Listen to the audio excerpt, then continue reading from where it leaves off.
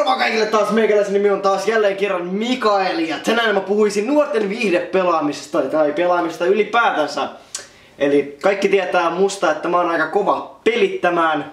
Tai no itse asiassa käytännössä mä olin kova pelittämään, nimittäin nykyaikana tai nykypäivinä tai lähiaikoina toisin sanoen. Mä oon vähentänyt pelaamistani huomattavasti, koska mulla on niin paljon kiireitä.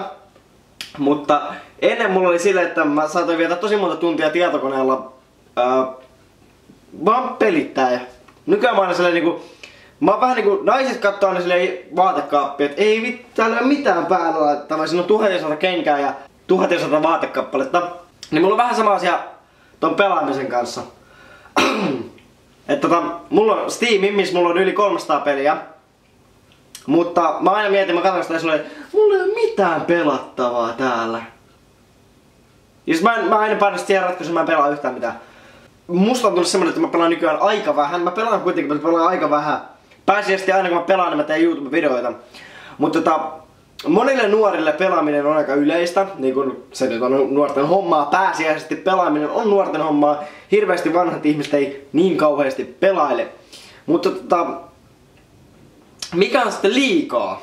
Missä menee se raja, että pelaa liikaa? Mä sanoisin, että siinä kohtaa kun suurin osa päivästä menee tietokoneella viettäessä eikä kavereita oikein näe, niin silloin se pelaaminen on liikaa ja niin nuoret sais itekin vähän katsoa, niin harvempi nuori oikeasti miettii sitä, että pelaaks mä liikaa. Mä oon aina semmonen, että mä mietin, että pelaaks mä liikaa. Mutta harvempi miettii, että pelaaks ne liikaa. Joten mä suosittelen kaikille, jotka pelittää, että vähän miettii, että mitä muuta vois päivän aikana tehdä. Niin. Ja sitten niin kun yleisesti ainakin mitä mulla meni pelaaminen ennen, niin mulla oli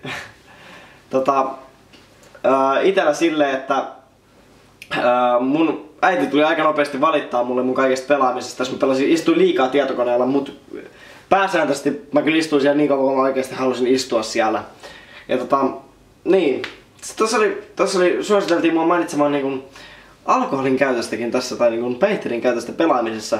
Mä vähän ihmettelin tätä, koska jos mä ottaisin alkoholia ja mä lähtisin pelaamaan vaikka Counter-Strikea, niin tää yhtälö ei jotenkin toimi. Tää niin mä en näe tässä mitään järkeä, vaan se ei olisi hauskaa edes. Eli kaikille niille, jotka miettii, että pitäisikö mä tässä kännit ja vähän samalla pelittää CS, niin ottakaa vaan se toinen, se CS. Se eka ei ole ehkä kauhean maailman paras vaihtoehto siihen CS-nkaan. Se ei toimi. Se ei vaan toimi. Mutta niin, mun oma pelittäminen on ollut aika puhdasta. En ole tuhonnut elämääni tietokoneella, vaan olen pysynyt siellä ihan rauhassa, enkä mitenkään. Itse asiassa olen rahapeli-addikti ollut vähän aikaa. Mä oon kyllä vieläkin, mutta niin, mulla oikeesti varmaan enemmän menee aikaa.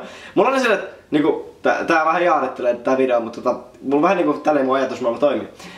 Mutta mulla on sille, että mä menen kauppaan. Mä ostan kaupasta yhden Snickers-patukan, tää kertoo nyt tästä päivästä esim. Ostin yhden Snickers-patukan, mulla oli 2 euroa, laitoin sen pelikoneeseen ja pelasin 45 minuuttia. Sillä 2 eurolla. Kyllä mä sain sieltä 10 ulos, mut siis mä tulisin 45 minuuttia siihen, että mä hakkasin tuplapatukan nappulaa, että tulee.